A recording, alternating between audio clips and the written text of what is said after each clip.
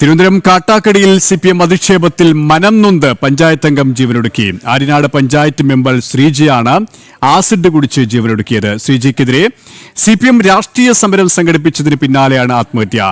കൊള്ളക്കാരി എന്ന് ആക്ഷേപിച്ച് flex board വയ്ക്കുകയും ഇവർക്കെതിരെ പ്രതിഷേധ ധർണ സംഘടിപ്പിക്കുകയും ചെയ്തിരുന്നു. വിവരങ്ങളുമായി വിനീഷ് ചേരുകയാണ്. വിനീഷ്, CPM അധിക്ഷേപത്തിന് പിന്നാലെ തന്നെയാണ് പഞ്ചായത്ത് അംഗം ആത്മഹത്യ ചെയ്തിരിക്കുന്നത്. എത്രത്തോളം പ്രതിഷേധം ഇതിനകം ശക്തമായി കഴിഞ്ഞു?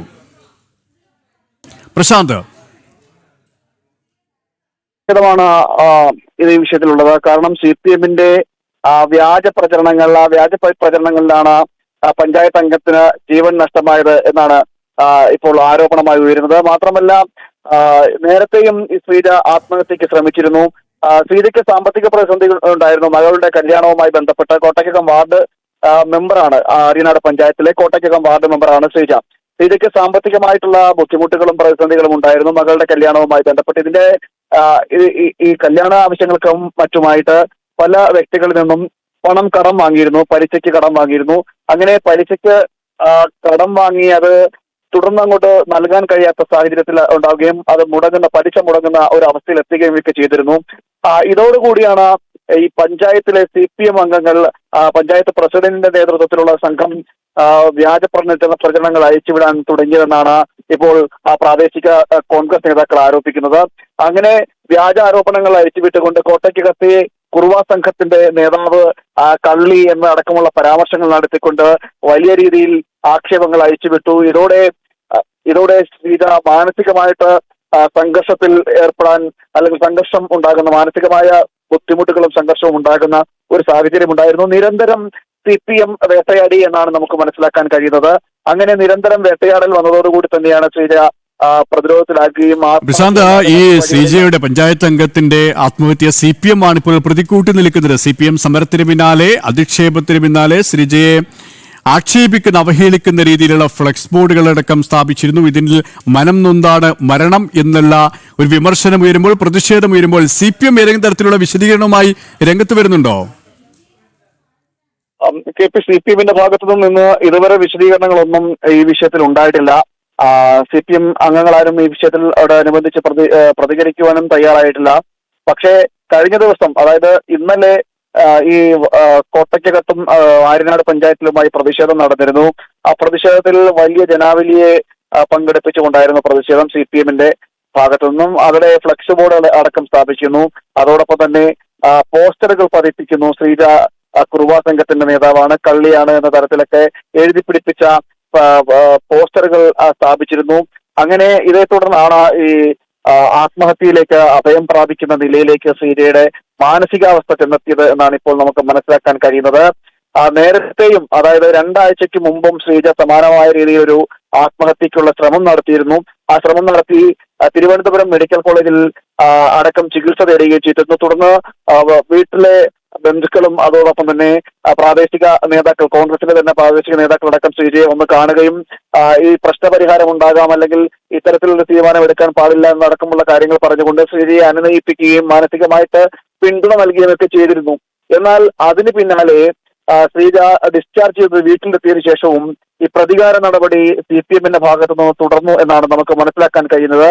അതിനുശേഷമാണ്, അതായത് ആശുപത്രി വിട്ട് വീട്ടിൽ റെസ്റ്റ് എടുക്കുന്നതിനിടയിലാണ് വീണ്ടും പ്രതിഷേധങ്ങൾ സംഘടിപ്പിക്കുകയും ഇത്തരത്തിൽ ഫ്ലെക്സ് ബോർഡുകളും പ്രതിഷേധ യോഗങ്ങളും പോസ്റ്റർ ഒട്ടിക്കുന്നതടക്കമുള്ള നടപടികളിലൂടെ ആക്ഷേപങ്ങൾ ചൊരിയുന്ന ഒരു സാഹചര്യം ഉണ്ടാകുന്നത്. ഇതോടുകൂടിയാണ് ശ്രീജ വീണ്ടും പ്രതിരോധത്തിലാകുകയും മാനസികമായിട്ട് സമ്മർദ്ദത്തിലാകുകയും ചെയ്തു. അങ്ങനെ മാനസിക സമ്മർദ്ദത്തെ തുടർന്ന് ജീവനൊടുക്കിയത് എന്നാണ് ഇപ്പോൾ നമുക്ക് മനസ്സിലാക്കാൻ കഴിയുന്നത്. വലിയ രീതിയിൽ പ്രശാന്ത്, ഇവിടെ ഈ ശ്രീജയെ CPM നേതൃത്വം, CPM പ്രവർത്തകർ വിടാതെ പിന്തുടർന്നു എന്നാണ് ഇപ്പോൾ പ്രശാന്തിന്റെ വാക്കുകളിൽ നിന്ന് മനസ്സിലാക്കുന്നത്. കാരണം ആത്മഹത്യയിലേക്ക് ജീവൻ ഒടുക്കുന്ന നിലയിലേക്ക് സാഹചര്യം എത്തണമെങ്കിൽ അത്രത്തോളം സമ്മർദ്ദം ഉണ്ടായിട്ടുണ്ട്, അത്രത്തോളം ഭീഷണി ഉണ്ടായിട്ടുണ്ട്, അത്രത്തോളം അവഹേളനം സഹിക്കേണ്ടി വന്നിട്ടുണ്ട്, നേരിടേണ്ടി വന്നിട്ടുണ്ട്. ഇത്രത്തോളം CPM പ്രവർത്തകർ, നേതൃത്വം ശ്രീജയെ അപമാനിക്കാൻ, അവഹേളിക്കാൻ കാരണം എന്താണ്? അത്തരത്തിലുള്ള വിമർശനങ്ങളും വിലയിരുത്തലുകളുമാണ് വരുന്നത്.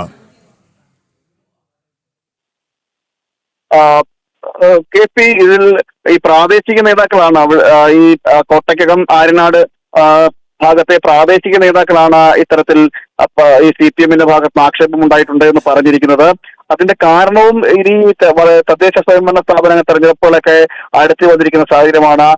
ഭരണ തുടർച്ച ഉണ്ടാകാൻ സാധ്യതയില്ല എന്നതടക്കമുള്ള കാര്യങ്ങൾ നമുക്ക് മനസ്സിലാക്കാൻ കഴിയുന്നുണ്ട്. മാത്രമല്ല എല്ലായിടങ്ങളിലും, എല്ലാ വാർഡുകളിലും, എല്ലാ പഞ്ചായത്തുകളിലും CPM-നെതിരായിട്ടുള്ള CPM ഭരിക്കുന്ന അടക്കമുള്ള എല്ലാ വാർഡുകളിലുമെല്ലാം CPM-നെതിരായിട്ടുള്ള ഒരു ഭരണവിരുദ്ധ വികാരം ഉടലെടുക്കുന്ന ഒരു സാഹചര്യമുണ്ട്. സംസ്ഥാനത്ത് ആകെ ഇത്തരത്തിലുള്ള ഒരു ഭരണവിരുദ്ധ വികാരം നിലനിൽക്കുന്നുണ്ട്. ഈ ഒരു സാഹചര്യത്തിൽ കൂടിയാണ് ഇത്തരം തദ്ദേശ സ്വയംഭരണ സ്ഥാപനങ്ങളുടെ തെരഞ്ഞെടുപ്പ് കൂടി അടുത്ത് നിൽക്കുന്ന ഒരു കാലം കൂടിയാണ്. അത് മുന്നിൽ കണ്ടുകൊണ്ടാണ് CPM ഇത്തരത്തിൽ രാഷ്ട്രീയ തന്ത്രത്തിന്റെ ഭാഗമായിട്ട് ഇത്തരത്തിലുള്ള അധിക്ഷേപങ്ങൾ, അതായത് വിജയെ കള്ളിയാണ്, അല്ലെങ്കിൽ സാമ്പത്തിക ക്രമക്കേട് നടത്തുന്നവളാണ്, തട്ടിപ്പുകാരിയാണ് എന്നതടക്കമുള്ള കാര്യങ്ങൾ വരുത്തി തീർക്കുവാനുള്ള ഒരു ഗൂഢശ്രമം നടത്തുന്നത്. ഈ ഗൂഢശ്രമത്തിന്റെ ഭാഗമായിട്ടായിരുന്നു പ്രതിഷേധ യോഗങ്ങളും മറ്റും സംഘടിപ്പിക്കുകയും പോസ്റ്റർ ഒട്ടിക്കുന്നതും അടക്കമുള്ള കാര്യങ്ങൾ ചെയ്തത്. ഇതോടുകൂടിയാണ് ശ്രീജിയെ സമ്മർദ്ദത്തിലാഴ്ത്തുക എന്നതടക്കമുള്ള കാര്യങ്ങളായിരുന്നു ഈ CPM നേതാക്കൾ ചിന്തിച്ചത്. അതോടൊപ്പം തന്നെ വാർഡ് പ്രസിഡന്റ്, പഞ്ചായത്ത് പ്രസിഡന്റും ചിന്തിക്കുന്നത്. ഇതാണ് പിന്നീട് ശ്രീജിക്ക് തന്നെ ജീവനൊടുക്കാൻ ഉള്ള പ്രേരണയിലേക്ക്, മാനസിക വ്യഥയിലേക്ക് എല്ലാം എത്തിച്ചത് എന്നാണ് ഇപ്പോൾ മനസ്സിലാക്കാൻ കഴിയുന്നത്. എന്തായാലും CPM-ന്റെ പ്രതിഷേധങ്ങളിലൂടെയും അതോടൊപ്പം തന്നെ മാനസിക സമ്മർദ്ദം ഏൽപ്പിക്കുന്ന നടപടികളിലൂടെയും എല്ലാം ഒരു ജീവൻ നഷ്ടപ്പെട്ടിരിക്കുന്നു എന്നതാണ് ഏറ്റവും എടുത്തു പറയേണ്ടത്. കാരണം ഈ അബദ്ധ പ്രചരണങ്ങൾ നടത്തുന്നതിലും കുപ്രചരണങ്ങൾ നടത്തുന്നതിലും അങ്ങനെ രാഷ്ട്രീയ വൈരാഗ്യം തീർക്കുന്നതിലുമെല്ലാം മുൻപന്തി നിൽക്കുന്ന ഒരു രാഷ്ട്രീയ പ്രസ്ഥാനമാണ് CPM എന്ന് പറയുന്നത്. നമുക്കറിയാം CPM-ന്റെ രാഷ്ട്രീയ എതിരാളികളെ ഏത് രീതിയിൽ പ്രശാന്ത് തുടരുക. ഇതേ വാർത്തയിലേക്ക് കൂടുതൽ വിശദാംശങ്ങളിലേക്ക് നമുക്ക് മടങ്ങിയെത്താം ഇടവേള കഴിഞ്ഞ്.